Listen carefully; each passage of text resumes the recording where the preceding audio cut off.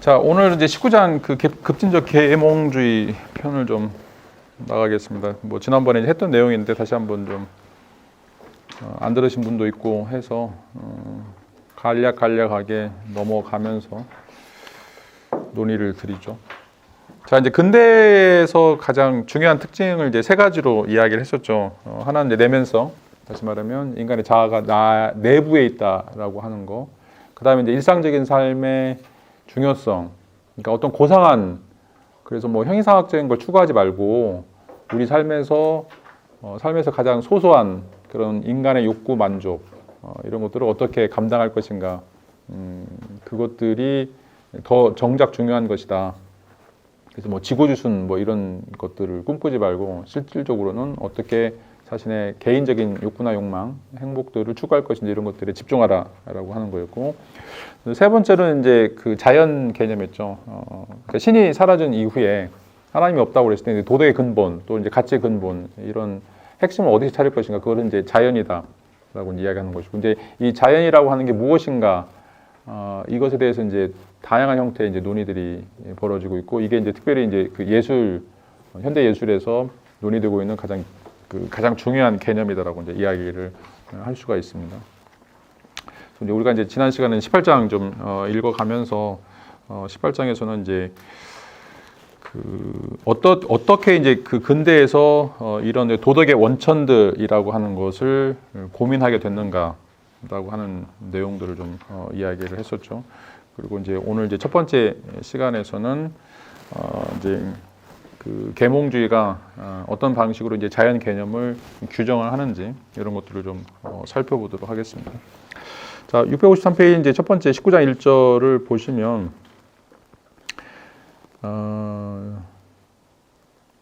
그 전에는 이제 그 자연 개념이 이제 섭리 또는 이제 섭리적 질서라고 하는 것을 통해서 이제 이해하게 됐어요. 왜냐하면 이제 하나님은 세계를 이제 만들어 놓으셨는데 이신론에 따르면 하나님은 이제 시계공이에요. 그래서 하나님은 이제 완벽한 시계공이기 때문에 시계를 이제 완벽하게 만든 거죠. 그래서 더 이상 시계를 고칠 필요가 없어요. 그래서 신은 떠나버린 거예요.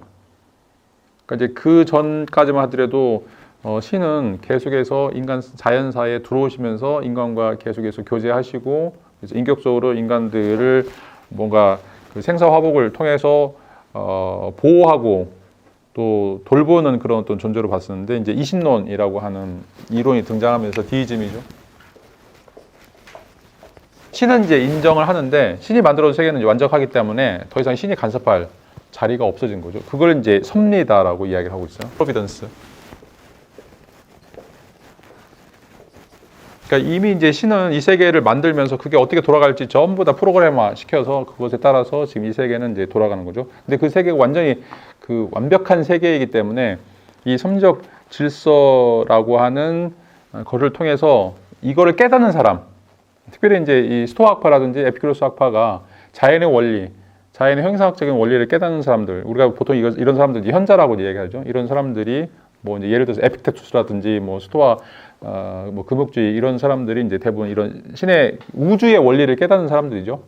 그런 사람들이 그것에 맞춰서 사는 그런 삶이 가장 행복한 삶이고 가장 지복의 삶이다라고 이제 이야기를 했는데, 자, 이제 이런 생각이 이제 급진적 계몽주의자들이 들어서면서 17세기, 18세기 이제 유럽의 대부분의 이제 급진적 계몽주의자들이 드러나게 되는데, 자, 이런 그 자연 원리들을 거부를 하게 돼요. 왜냐하면 이제 이것도 여전히 이제 신이라고 하는 것을 이야기하고 있기 때문에 신을 뿌리채 뽑아야 될 그런 이제 사명을 가지고 태어난 사람들이 이제 계몽주의자라고 이야기를 할 수가 있어요. 그래서 이제 이걸 대체하는 개념이 19장 1절에 보면 이제 유용성 개념이에요. 유용성이에요.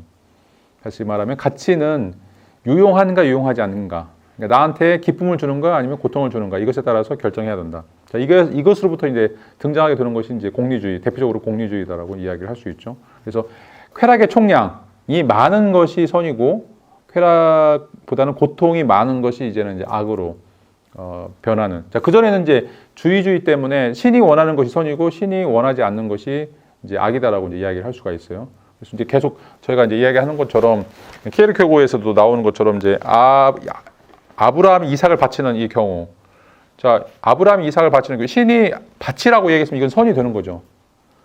근데 아브라함에게는 이삭을 바치기 너무 큰 고통이에요. 그러면 아브라함 입장에서 보면 이건 악이 되는 거죠. 자, 이런 갈등이 있다고 생각할 수가 있어요. 그러니까 섭리적 질서에서 따르면 아브라함이 아들 이삭을 바치는 건 선이에요.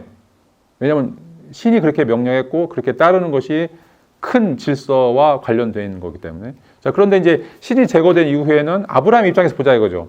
아브라함이 아들 이삭을 바칠 때 기뻤겠냐? 아니면 슬펐겠냐? 당연히 슬펐겠지. 그러면 이거는 하나님이 아무리 명령한다고 하더라도 그거는 선이 아니다. 이제 이건 유용성의 기준에 따르면 아브라함이 고통을 주는 거기 때문에 이거는 악으로 규정해야 된다라고 생각하는 거죠. 그래서 밑에 두 번째를 보면 자, 행복이라고 하는 거. 자, 이런 것은 쾌락이고 고통의 부재다. 이런 유용성의 원리에 따르면 마지막 줄을 보면 행복을 어떻게 극대화시킬 것인가. 이런 것이 바로 선이다라고 이제 이야기를 할 수 있죠. 그래서 유용성이라고 하는 것은 쾌락의 극대화, 행복의 극대화라고 이제 이야기를 할 수가 있어요.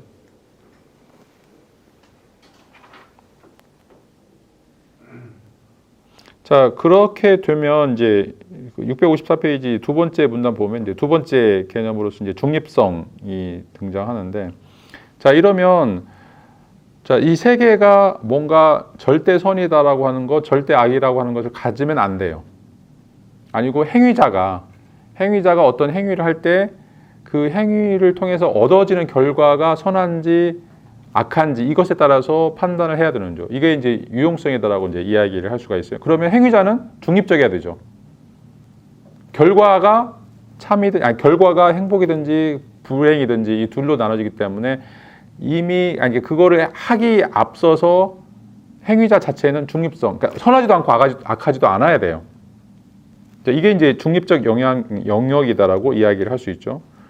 자, 그래서 밑에서 둘, 셋, 넷, 여섯 번째 줄 보시면 자, 엘베티우스가 어느 누구도 선하게 태어나지도 않고 누구도 악하게 태어나지 않는다. 사람들은 서로 공유하거나 상반된 이해관계가 그들을 뭉치게 하거나 갈라놓는다. 그래서 선한 존재가 되고 악한 존재가 된다라고 하는 거죠. 그러니까 선하고 악한 거는 결과이지, 자, 처음에 출발점은 아니다라고 이제 이야기를 하는 거죠. 자, 그래서 이제 뭐 맹자의 성선설이라든지 뭐 순자의 선악설이라든지 이런 것 자체가 지금 희석화되는 것들이죠. 인간은 아주 그냥 독립적인 또는 이제 중립적인 존재이고 어떻게 다른 사람들과 관계를 맺느냐에 의해서 선한 사람이 되기도 하고 악한 사람이 되기도 된다. 자, 그래서 655페이지 이제 첫 번째 줄 보시면 인간이란 무엇인가, 삶의 이력이 경과하는 과정에서 만드는 여러 조합에 의해서 형성된다라고 하는 거죠. 그러니까 자아 정체성이라고 하는 건 뭐냐? 조합의 결과물이다라고 하죠.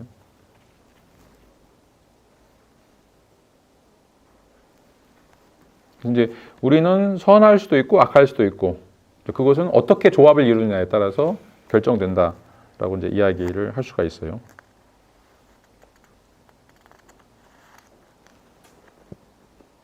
자, 첫 번째 이제 키워드는 유용성, 옳고 그름이라고 하는 것은 결과에 달려 있다. 그래서 쾌락인가 아니면 고통인가 이것에 따라서 결정된다라고 하는 것이고, 두 번째는 중립성. 그렇게 하기 위해서는 인간 자체는 중립적인 것이다. 그리고 어떻게 관계 맺느냐, 어떤 조합을 갖느냐에 따라서 우리는 선한 사람이 되기도 하고 악한 사람이 된다라고도 이제 이야기를 할 수가 있죠. 자, 656페이지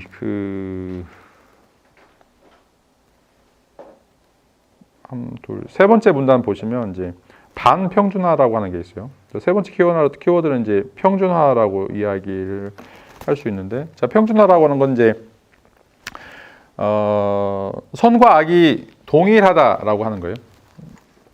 선이 따로 있고 악이 따로 있는 것이 아니라 선과 악은 동일한 수준에 놓여 있는데, 자, 그 동일한 수준에 놓여 있는 것이 어떤 방식으로 해서 선이 되기도 하고 악이 된다라고 하는 것들이죠.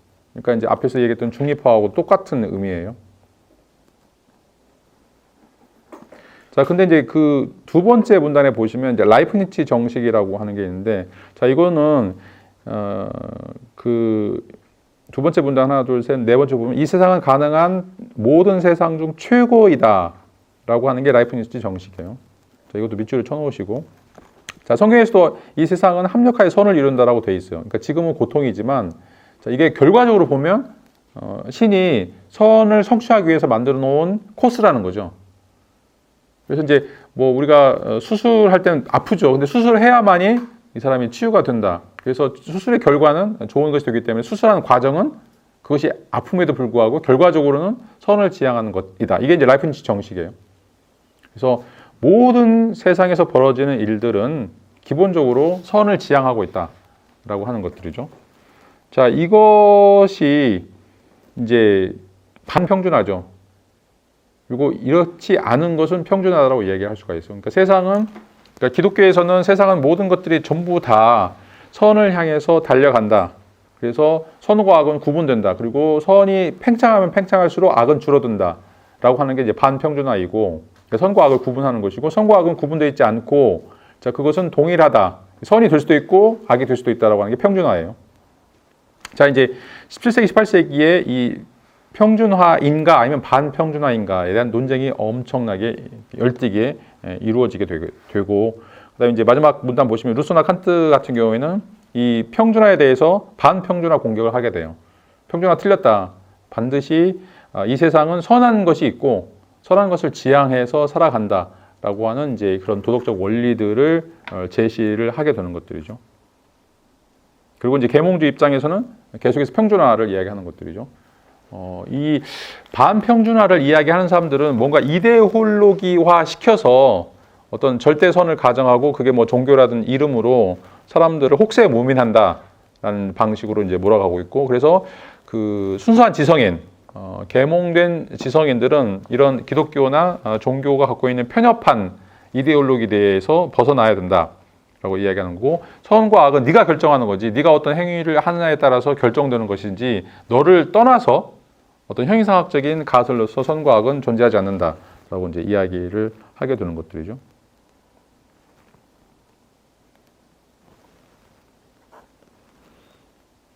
자, 657페이지 그 두 번째 문단 하나, 둘, 셋, 넷, 다섯 번째 줄 보시면, 자, 유용성에만 초점을 맞추는 것은 행복 추구에 전념하는 것이고, 따라서 거리를 둔 이성은 보편적이고 공정한 복리를 추구할 때 나타나는 장애물을 일수한다. 자, 이렇게 그 평준화를 시켜서 사물을 대하거나 또는 행위를 하는 것을 거리 둔 이성이라고 이제 이야기를 하고 있어요. 거리를 둔 이성.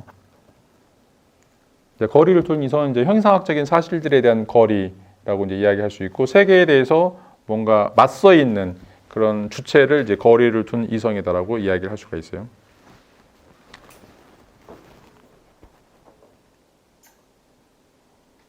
자, 그 반대의 개념은 이제 우리가 지성이라고 이제 이야기를 할 수 있는데, 이 지성이라고 하는 건 초점이 신에게 맞춰져 있는 이성이죠.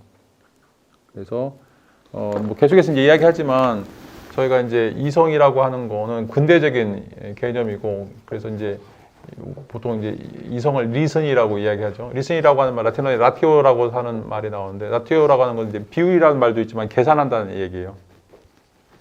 계산. 그래서 이성에 하는 역할들을 보면 셈을 하는 거죠. 이게 나한테 플러스가 될지 마이너스가 될지.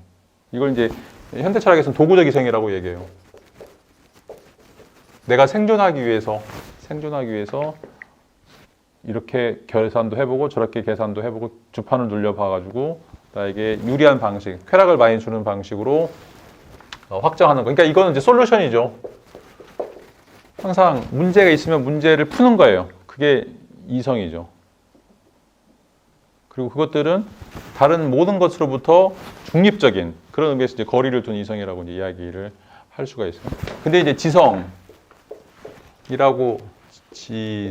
박지성이 아니에요.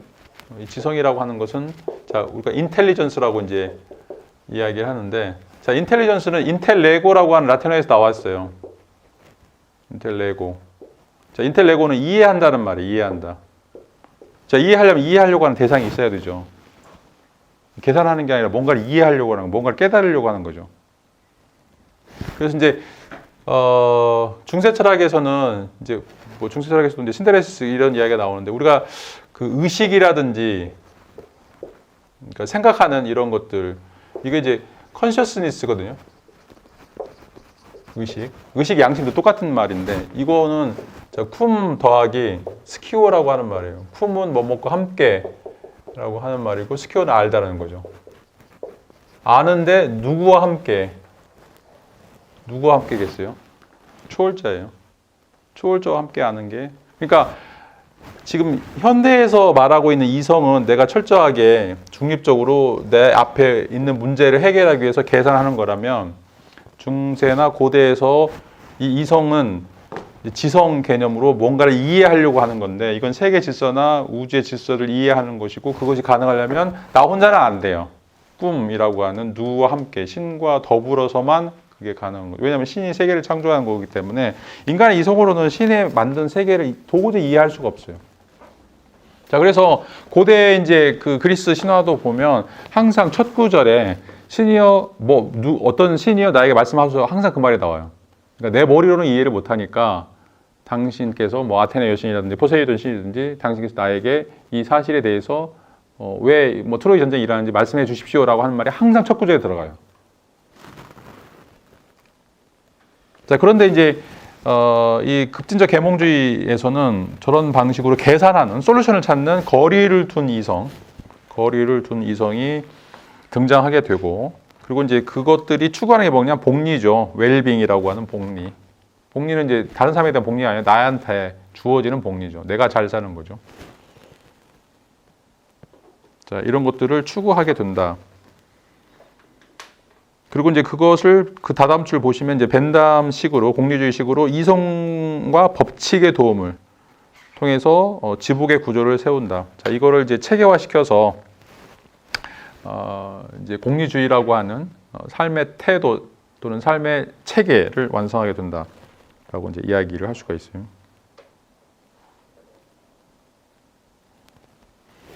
자, 이제 이렇게 하려면 어떻게 해야 되는가? 이제 네 번째는 자, 밑에서 둘, 넷, 여섯쯤 보시면 자율적 사상가.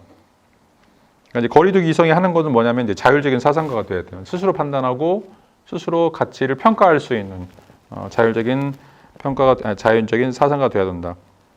그래서 디드로가 프랑스의 백과사전파인데, 자, 인간은 스스로 생각하기 위해 태어났다라고 하는 굉장히 유명한 말을 하죠. 인간은 스스로 생각하기 위해서 태어났다.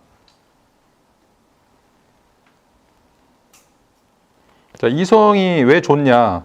이성이 좋은 건 비판적인 사고를 하는 건데, 그 비판적 사고라는 거는 뭐냐면 맹목적이고 기계적인 본능의 충동에 의해서 어떤 것이든 믿으려고 하지 않는 데 있다. 그죠? 그러니까 어떤 경향이든지 어떤 욕구나 욕망에 따라가서 그것을 그대로 고지곧대로 믿는 것이 아니다. 라고 이제 이야기를 하는 것이죠. 스스로 모든 것들을 판단해서 좋은 것들, 유리한 것들을 가져가는 선택적인 그런 결의를 하는 것을 우리가 자율적인 사상가가 된다라고 이제 이야기를 할 수가 있죠. 그래서 658페이지 보면 이제 이 디드로 같은 경우는 이걸 이제 절충주의라고 부르고 있어요. 절충주의라고 하는 거 영어로 이제 에클렉티즘이라고 했는데, 이건 이제 그리스 말을 에클레고라고 하는 말이 나오는데, 이건 선택한다라고 하는 말이에요. 선택한다. 뭘 선택하냐면 좋은 것만 선택하는 거죠. 여기에서 좋은 거, 여기서 좋은 거 따로 떼가지고 이것만 가지고 하는 거죠. 자, 이성을 가진 존재는 이렇게 이제 절충주의, 좋은 것들을 상호 취하는 것들을 해야 되는데, 그 절충주의가 하는 것들을 이제 보면, 그 다음 줄 보면 이제 과감하게 스스로 생각하고 또 뛰어서, 자, 이성과 경험을 통해 입증된 것 외에는 아무것도 인정하지 않는 철학자가 바로 이제 절충주의자다라고 이제 이야기를 하고 있죠.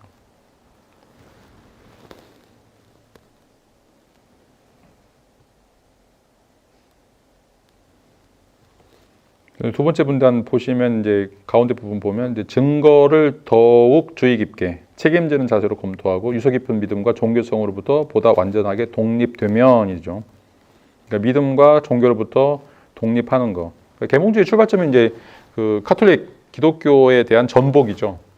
왜냐하면 기독교가 가지고 있었던 것들은 이제 종교적 이데올로기들이 유일한 선의 원천이라고 생각하고 그것만 사람들이 이제 따라야 된다고 생각하고 있는데, 이성적으로 생각해봐라. 그러니까 이때 당시만 하더라도 이제 갈릴레오가 지금 그 망원경을 발명을 하고 과학기술이 이제 발달하면서 달나라 쳐다봐도, 하늘나라 쳐다봐도 하나님이 없어요. 하나님은 하늘에 있어야 되는데 하늘에 하나님이 없는 거죠.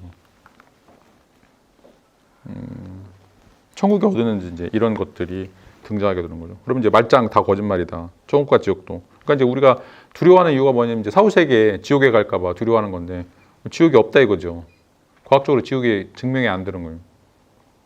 그럴 경우에 있어서 이 종교가 갖고 있는 그 허약성, 사기치는 거 아니냐 이런 이야기들이 이제 논의가 되고 있고 그래서 계몽주의자, 철저하게 이성을 따르는 사람들은 논리적으로 생각해 보면 신이 없다는 결론에 도달할 수밖에 없다라고 하는 것들이죠. 그러니까 이제 물리학이나 뭐 양자역학 공부하는 사람들이 둘로 나눠지는 것들이 이제 그런 것들이죠. 공부해 보니까 이제 신이 없어요. 신이 있을 가능성이 없어요, 전혀. 그러니까 이제 우주가 여러 현상들이 발생하는데 그 발생하는 현상들은 전부 다 이 네 가지 힘으로 아까 얘기했던 것처럼 중력, 전자기력, 핵력, 양력 이거 다 설명할 수 있어요. 이걸 코어 이론이라고 얘기해요. 그러니까 이 네 가지 힘하고 몇 가지 그 뭐 원자라든지 이런 양자역학의 체계 가지고 이 세계에서 일하는 모든 것들을 다 수학적으로 풀어낼 수가 있어요. 그럼 신이 간섭할 수가 없는 거죠.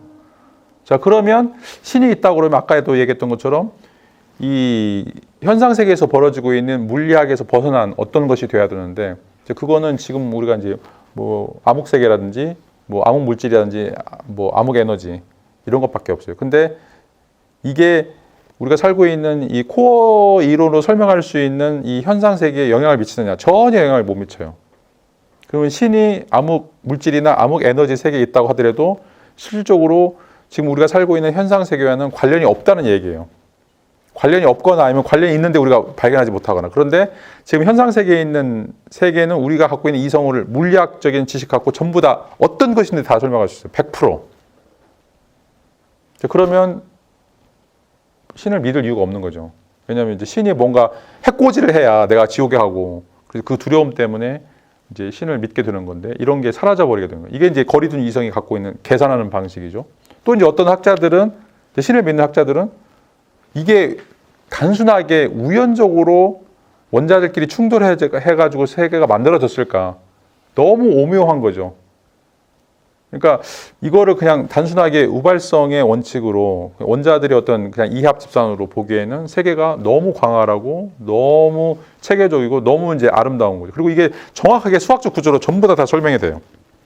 그러니까 이걸 누군가 창작하지 않은 이상 무질서에서 이렇게 완벽한 세계가 나왔다라고 하는 것은 이해하기 힘든 거죠. 자, 그래서 또 이제 기독교에 귀의하거나 종교를 믿는 사람들이 있을 수 있어요. 자, 그런데 이제 계몽주의 입장에서는 실질적으로 우리가 하는 모든 일들은 다 과학적으로 설명 가능하다. 왜냐하면 인간 자체도 이제 유물론적인 사상에 따르면 기계이고 태엽이고 뭐 의학이나 생리학 이런 것들을 보면 실질적으로 어떻게 기능하는지 전부 다 알 수 있다라고 이제 생각하기 때문에 이런 것들을 이제 굳이 신을 끌어들이면서까지 생각할 필요가 없다라고 이제 이야기를 할 수가 있어요. 자, 이게 이제 그 659페이지 보면 첫 번째 줄 보시면 첫 번째 문단 보셔서 둘, 넷, 여섯 볼 보면 이제 무신론이라든지 아니면 생명과 의식에 대한 유물론적 관점들이 이제 등장하는 이유들이죠. 무신론이라든지 유물론적 관점 이런 것들이 이제 백과사전파에서 우리가 이제 하나의 기계 또 물질에 불과하다라고 하는 이야기와 이제 관련이 되어 있다라고 이제 이야기를 할 수가 있어요. 자, 그런데 이제 그 다음 줄 보시면 이런 백과사전파와 다른 사람이 바로 이제 데카르트인데, 데카르트는 이제 그럼에도 불구하고 도덕과 종교가 있다라고 하는 거죠. 인간의 이제 존엄성이든지 인간의 삶의 원리들을 설명하기 위해서는 기계론만 가지고는 설명 못한다라고 하는 것들이죠. 그러니까 인간의 삶이라고 하는 것은 단순하게 생존만을 위하는 것인가, 단순하게 쾌락을 극대화시키는 것인가, 그것만 가지고는 아니다라고 이제 이야기를 할 수가 있어요. 자, 그런 이제 이유 중에 설명이 되는 게 660페이지 위에서 둘, 넷, 여섯, 여덟 번째 줄 보시면 아홉 번째 줄 보시면 의심 상태에서 내가 뼈저리게 느끼는 것은 불완전한 나에 대한 자각이다 라고 이제 이야기하는 거죠. 그러니까 인간이 이성적 존재라고 이야기하는데 계속 이거를 회의주의로 파고 들어가면 인간이 얼마나 불완전한 존재인가라고 하는 것을 발견하는 거죠. 그러니까 이제 이것도 비트겐슈타인하고 동일한 전략이죠. 인간이 가장 잘한다라고 하는 것이 이성적 사유, 계산이라고 생각하는데 그 계산을 쭉 들어가다 보니까 가장 궁극적인 지점에서는 계산이 엉터리라는 거예요. 계산을 잘못하고 있다라고 하는 것들이죠. 그러면 과연 우리가 이성을 존중할 수 있나? 이성의 가장 꼭지점이 이성의 가장 밑바닥이 이렇게 불안정한 건데 라고 생각하는 것들이죠. 그러니까 이제 수학도 마찬가지죠. 수학도 완전한 연역 체계인데 그 완전한 연역 체계라는 게 5, 6가지의 공리나 공준에 의존하고 있어요. 내가 공리나 공준을 인정하지 않으면 나머지는 다 의미가 없는 거예요. 내가 공리나 공준, 그러니까 공리나 공준이라고 하면 이걸 점이라고 하자, 이거를 직선이라고 하자, 이렇게 가정하는 거가 지금 공리나 공준. 이 공리나 공준은 참인가 거짓인가 따질 수 없어요. 이건 네가 받아들이라고 하는 거죠. 모든 수학적 체계가 그런 거죠. 근데 이제 내가 이걸 안 받아들이겠다라고 하면 나머지 거기서부터 연역되고 있는 뭐 유클리드 기하학은 전혀 의미가 없는 것들이죠. 자, 이처럼 인간이 굉장히 뛰어난 이성적 능력을 가지고 있다고 생각하는데 막상 들어가면 그 계산하는 나 자신이 굉장히 불완전하다라고 이제 이야기를 할 수 있고, 가장 근본적인 특징 중에 하나가 인간은 또 다중인격자라는 거죠. 내가 나를 신뢰할 수 없는 면들이 있다는 거죠. 지킬 박사와 하이드처럼. 그러니까 이제 우리는 이제 단순화시켜서 나는 나다, 김용환은 나다라고 얘기하지만 제가 저를 관찰해봐도, 그러니까 그걸 이제 일기를 쭉 쓰시거나 아니면 자기 자신에 대해서 트래킹을 해보세요. 대부분의 정신과학자들은, 의사들은, 정신학자들은 다 다중인격이라고 얘기해요. 나는 나 하나만의 인격을 갖고 있지 않아요.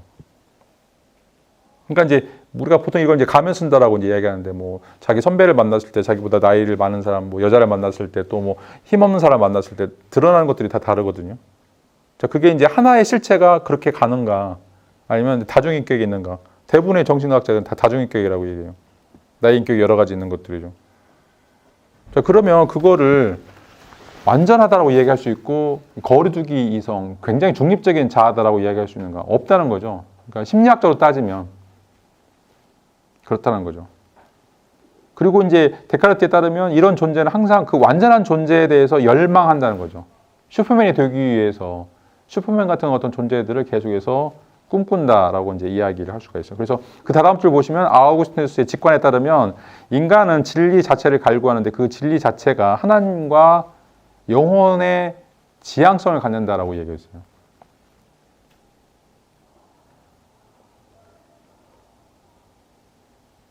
그러니까 인간은 기계가 아니라는 거죠. 기계인 것처럼 들어가 보면 인간은 이제 심리라고 하는 특성들을 가지고 있고, 그 심리적인 특성들을 보면 굉장히 자신이 불완전한 존재, 그 다음에 다중인격적인 존재다라고 하는 것을 알고 있고, 그래서 통합하려고 하는 완전성에 대한 의지나 열망들을 간구한다라고 이제 이야기를 할 수가 있어요. 이게 이제 아우구스티누스 직관이죠.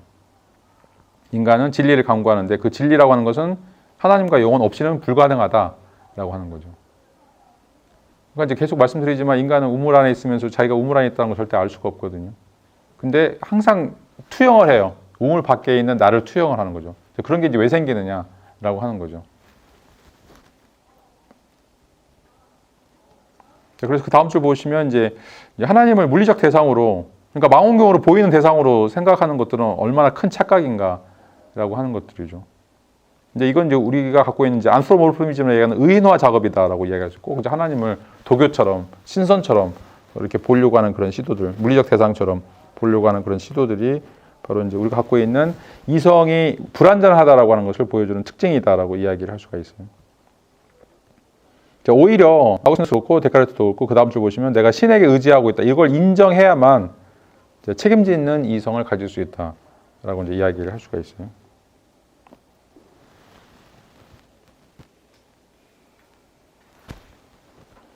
자, 661페이지도 보시면 이제 라플라스하고 그 황제하고 프랑스 황제하고 이야기하는 게 나오는데 위에서 둘, 넷, 6번째를 보시면 자, 증거를 통해서 이성이 뭔가를 판단하려고 하는 그런 시도, 이게 이제 계몽주의가 갖고 있는 것들이죠. 자, 그런데 그 다음 줄 보시면 이성은 어떤 제한도 받지 않고 진술할 수 있다라고 하는 믿음은 환상이다. 자, 이게 이제 칸트도 그렇고 비트겐슈타인도 그렇고 이제 지금 우리가 갖고 있는 진영들이 취하는 태도들이에요. 이성이 절대적으로 완벽하지 못하다. 이성적인 칼큘레이션만 가지고는 세계를 설명할 수 없다. 왜냐하면 이성 자체가 한계가 있고 이성 자체가 무력할 수 있다라고 하는 것들이죠.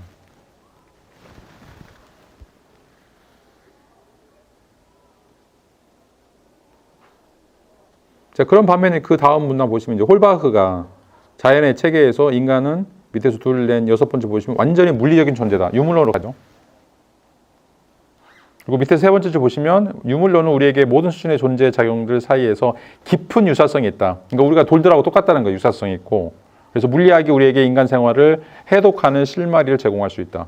자, 돌의 운동을 우리가 알면 또 행성의 운행을 알면 그것은 똑같이 인간의 행위에 대해서 인간의 삶에 대해서도 해석할 수 있는 실마리가 된다라고 하는 것들이죠. 그러니까 물리학은 무차별적으로 무생물과 생물을 동시에 포착할 수 있는 그런 어떤 능력들을 부여한다.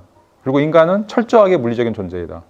신체를 가지고 있기 때문에 신진대사, 물리적인 생화학적인 작용을 하기 때문에 거기서 벗어날 수 없다라고 이제 이야기를 하는 거죠.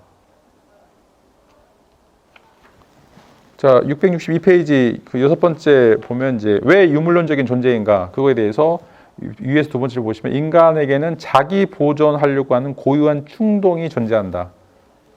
그러니까 자기 보존, 생존이죠. 인간은 생존하려고 하는, 그러니까 다시 말하면 자기 종을 번식시키려고 하거나 자기 종을 지키려고 하는 그런 어떤 특징들을 가지고 있기 때문에 그것들은 다른 물질들과 동일한 것들이다. 그러니까 물은 H2O인데 이 H2O 성질을 잃어버린 순간 H2O2가 되면 과산화수소가 되죠. 자기가 아닌 것이 돼버려요. 그래서 어떻게든지 물은 자기 자신을 유지하려고 하는 것처럼 인간도 자기 자신을 유지하려고 하는 자기 보존적인 것들을 갖는다. 자, 이걸 이제 여기서는 자기애라고 부르고 있어요. 자기애.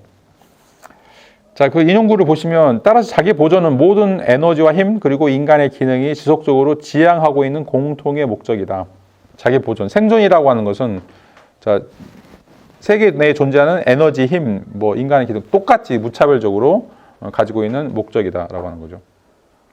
자, 뉴턴은 그거를 관성이라고 불렀고 자, 윤리학자들은 그것을 자기애라고 부른다라고 하는 거죠. 그러니까 물질은 계속해서 운동을 유지하려고 하는 것을 이제 관성이라고 부르죠. 이제 우리가 아리스토텔레스가 지금 착각하고 있는데 그 지구상에서는 뭔가 운동을 일으키는 주체가 있고 그것에 의해서 운동하고 있는 대상이 있다고 생각하는데 자, 뉴턴은 이제 그 생각을 완전히 바꾼 거죠. 원래 물질은 운동하고 있는 것이고 이 운동하는 것을 그치게 하려면 힘이 들어가야 돼요. 그래서 그 힘에 의해서 그러니까 운동하려고 하는 힘보다 더 큰 힘에 의해서 이 운동하고 있는 물체가 정지하는 거죠. 자, 이게 잘 이해가 안 되시면 지구를 없애버려야 돼요. 자, 지구는 중력이 있기 때문에 이게 거꾸로 나타나는데 자, 지구 없이 우주로 나가시면 연필을 하나 떨어뜨리면 이 연필은 계속해서 움직여요. 다시 말하면 우주에서는 모든 물체들이 움직이는 거예요. 정지가 없어요. 그러니까 세계 내에서는 자, 이 관성의 힘에 의해서 모든 것들이 전부 다 처음부터 끝까지 움직여지는 거고 그게 자기 보존이라는 거죠.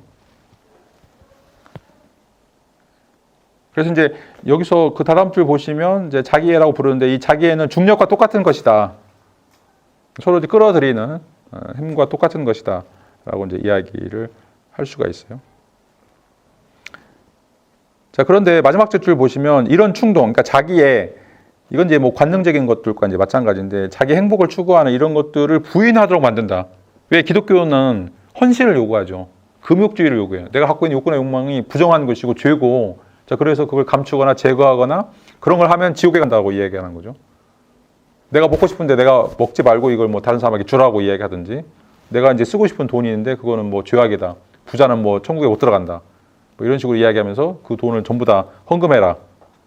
뭐 이런 것들이 이제 내가 갖고 있는 충동들을 완벽하게 제거하거나 부인하는 것들이죠. 자, 이런 것들은 어떻게 보면 이제 자기 유지하려고 하는 생존과 반대되는 것들이라는 거죠. 자, 그런 의미에서 홀바흐는 왜 우리가 종교나 이런 그 형이상학에서 떠나야 되는가라고 하는 것들을 이야기를 하게 되는 것들이죠. 자, 663페이지 이제 두 번째 인용구 보시면 자연은 이렇게 말한다. 오, 내가 너희에게 준 성향에 따라서 존재의 매 순간마다 행복을 추구하는 이들이여. 나의 최고의 법률에 맞서지 말라. 너희들의 행복을 위해 일하라. 두려움 없이 즐겨라. 행복하라. 라고 이야기합니다.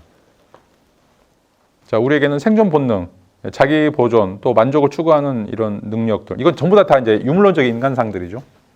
거기에서는 내가 하고 싶은 대로 살아야 돼요. 금욕적인 삶을 살아서는 안 되는 것들이죠. 근데 이제 자꾸 뭔가 이제 신을 만들어가지고 또 법률을 만들어가지고 이걸 못하게 한다라고 하는 것은 인간의 그 자연적인 권리를 제한하는 것이고 행복 추구권들을 거부하게 만드는 것들이다라고 이제 이야기를 할 수가 있어요. 자, 자, 이런 것들을 과감하게 제거해야 된다라고 하는 것이 바로 유물론적 세계관에서 이야기하는 이제 내용이더라고 이야기를 할 수가 있어요.